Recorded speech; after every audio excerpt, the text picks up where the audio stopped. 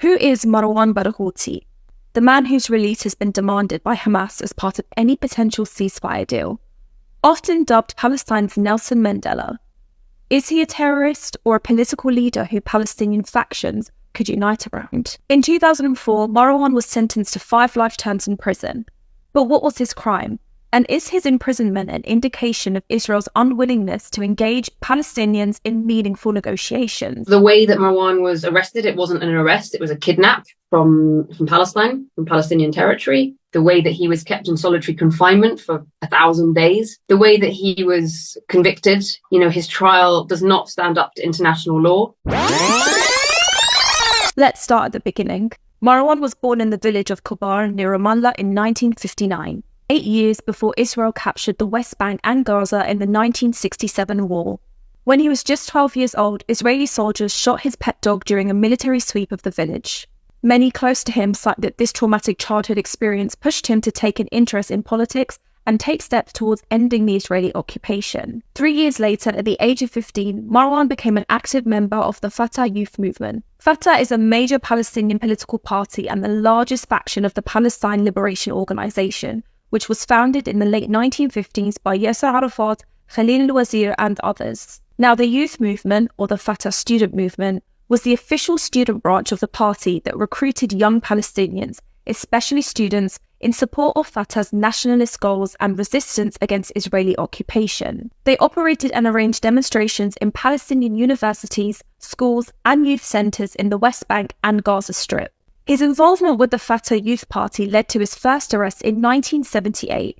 He was jailed by Israel on charges of being involved with armed Palestinian groups for more than 4 years. While in jail, Barghouti completed his secondary education and learned Hebrew. Following his release in 1983, he returned to the West Bank to enroll at Birzeit University and earn his bachelor's degree in history and political science. But it wasn't until 11 years later, in 1994, that he finished his studies because he remained politically active. Which brings us to the first Intifada, the large-scale Palestinian uprising against the Israeli occupation that began in December 1987 and lasted until September 1993. By 1987, Palestinians had been living under Israel's occupation for 20 years. There was a lot of frustration. Not only were Palestinians struggling economically, but illegal settlements in the West Bank had been spreading and Palestinians were having frequent confrontations with Israeli soldiers. On December 9, 1987, in the Jabalia refugee camp in Gaza, an Israeli truck collided with a civilian car, killing 4 Palestinian workers. Palestinians believe Israel deliberately targeted the workers, and in response, protests broke out in Gaza's Jabalia refugee camp. The uprising spread to the West Bank, where Marwan Barghouti was a key figure leading demonstrations, protests and boycotts. Israel accused him of inciting violence, and he was arrested by Israeli authorities and exiled to Jordan. Israel was internationally condemned for being excessively violent in its crackdown of the Intifada. Palestinian protesters were mainly unarmed, with some throwing rocks at Israeli tanks and soldiers, and on rare occasions, Molotov cocktails.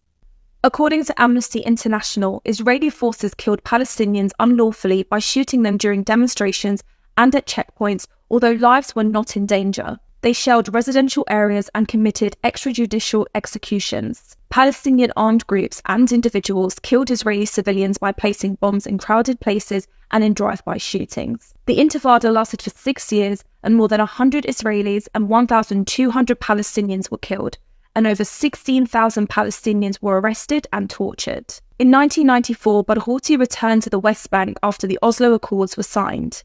The Oslo Accords were a series of agreements signed between Israel and the Palestine Liberation Organization that established a framework for peace negotiations. The Accords recognized the PLO as the representative of the Palestinian people and Israel's right to exist.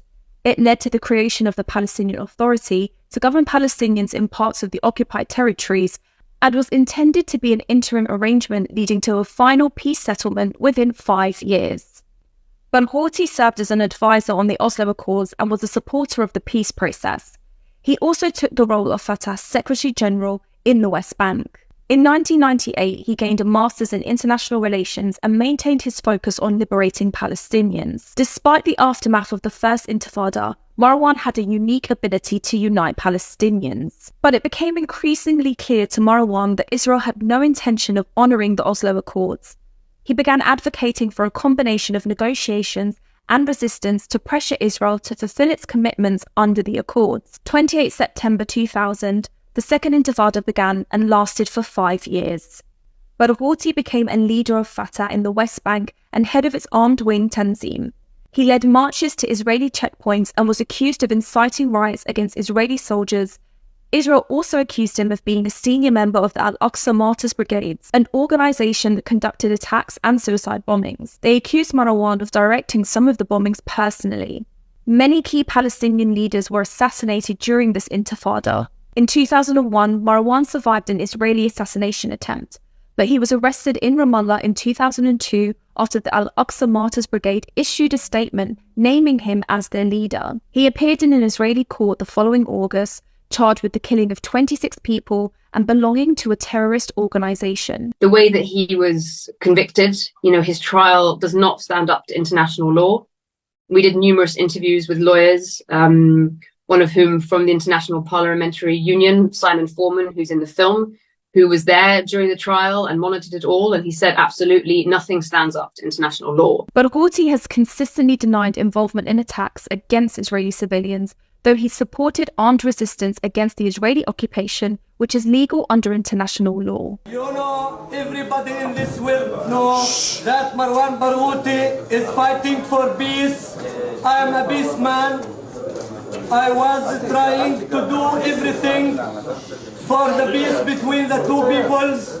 Marwan was a figure that Israel could work with because they had worked with him during the Oslo Peace Accords.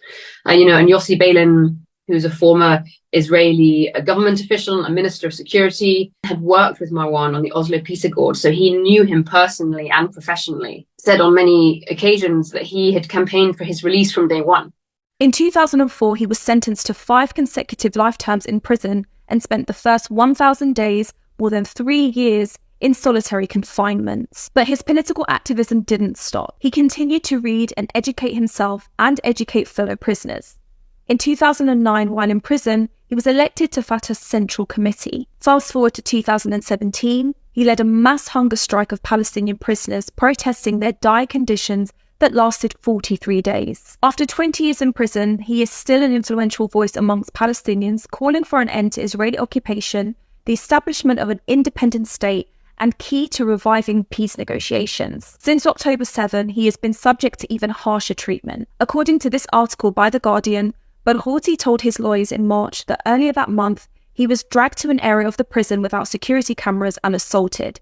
He recalled bleeding from the nose as he was dragged across the floor by his handcuffs before he was beaten unconscious. Kadura Faris, head of the Palestinian Prisoners and Former Detainees Commission, said, "During this war, the Israeli authorities are trying to deal with all prisoners in a way that allows them to get revenge on Palestinians. They understand what they represent in our collective mind. They are symbols of the struggle." While Barghouti's release has been demanded by Hamas as part of any potential ceasefire deal, and he is seen by many as crucial for unifying Palestinians and reviving peace efforts, Israel views him as a terrorist and is wary of his popularity and ability to mobilize Palestinians. Marwan Barghouti plans to run for the next Palestinian presidential elections.